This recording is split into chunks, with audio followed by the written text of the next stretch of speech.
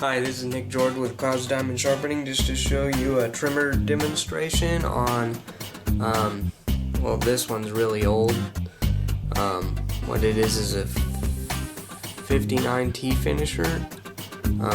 They're red now, usually, but it's a trimming clipper with a pivot motor.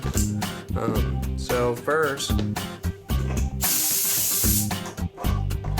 notice the blade is rusted and probably doesn't move, so we're not even going to do this yet. So I'm going to take this blade off. We're going to go over to the sharpening area and sharpen it up. So if you never get your blade sharpened, it's not even worth repairing one of these clippers if your blade has residue on it, because you won't be able to adjust it correctly.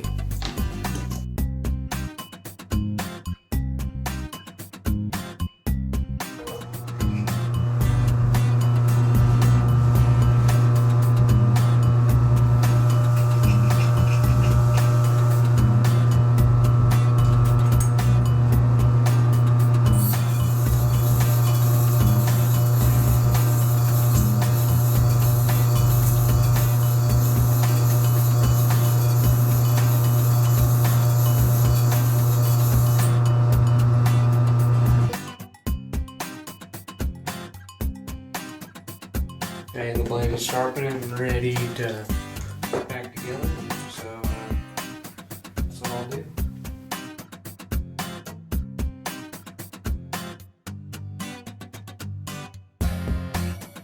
So I get it a little, I get it a little loose. See how I can still move? I can still adjust it, so it's a little loose. So what my goal is to take this blade and get this cutter as close as the teeth I can get without going over this blade. Alright, back to the clipper. Ooh, this one's metal. They're plastic these days. I haven't plugged this in yet. I hope it works. I don't know. It's been in my pile of rebuilds.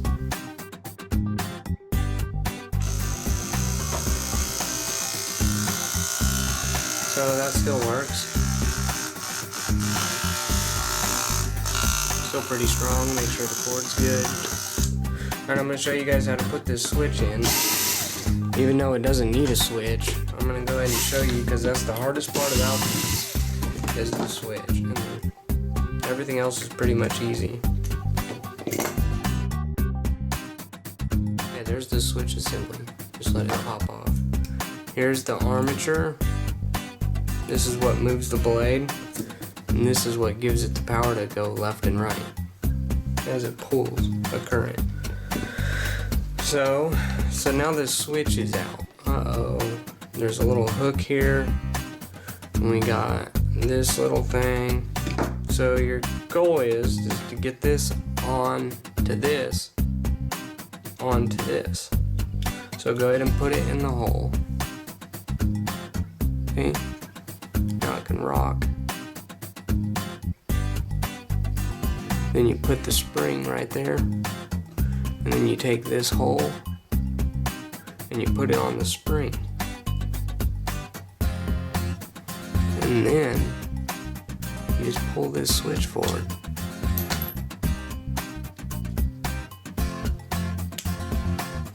See? And then watch, when you turn it on, it pops up, goes back.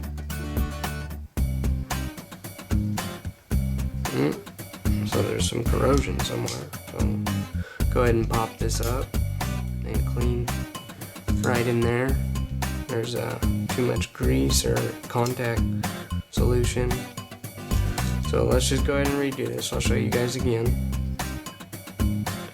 So you take your contact like this with the spring contacts right there, and then you put it on this little shaft here, or little nipple.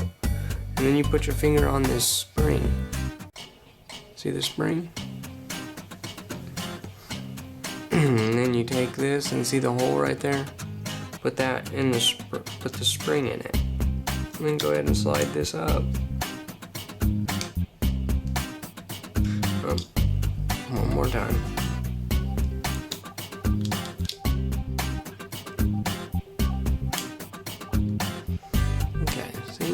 there it is. Looks good now. Then you put the armature on to hold it down. This side up. What I do is put a little grease on this, just because it's a moving part.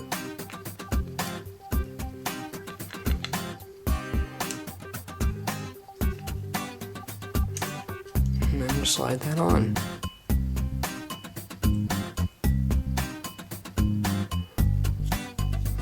And you can let it go. Don't turn it on or it's going to pop out of there. Go ahead and put your field back in.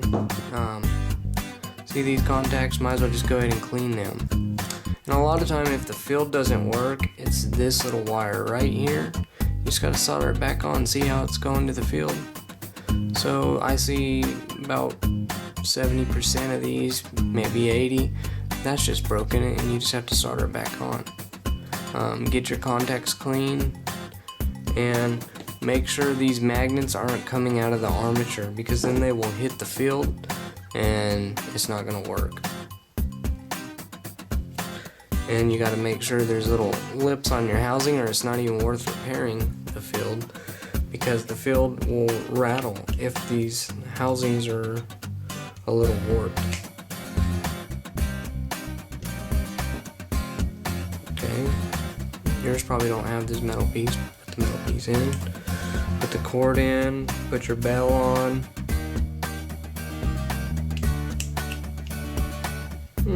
Put it over the... There we go. Pop the lid on. You can also check it right here if you want. I guess I will.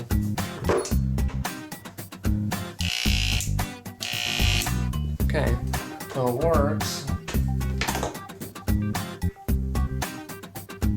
You gotta look at the housings that hold it. If those are rounded, it's not gonna be very quiet.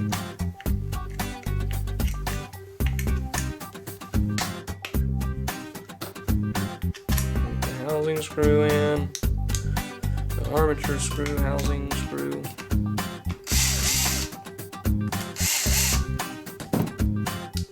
Okay, now let's give it one more shot.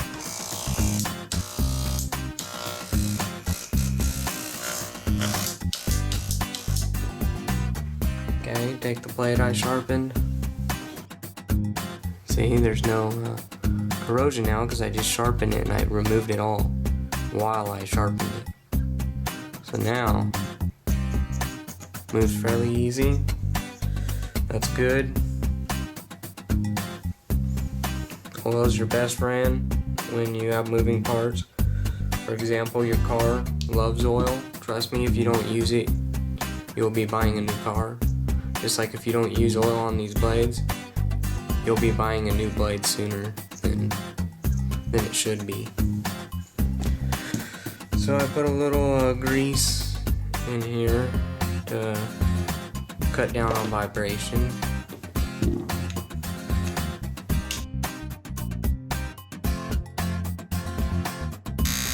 Sounds good.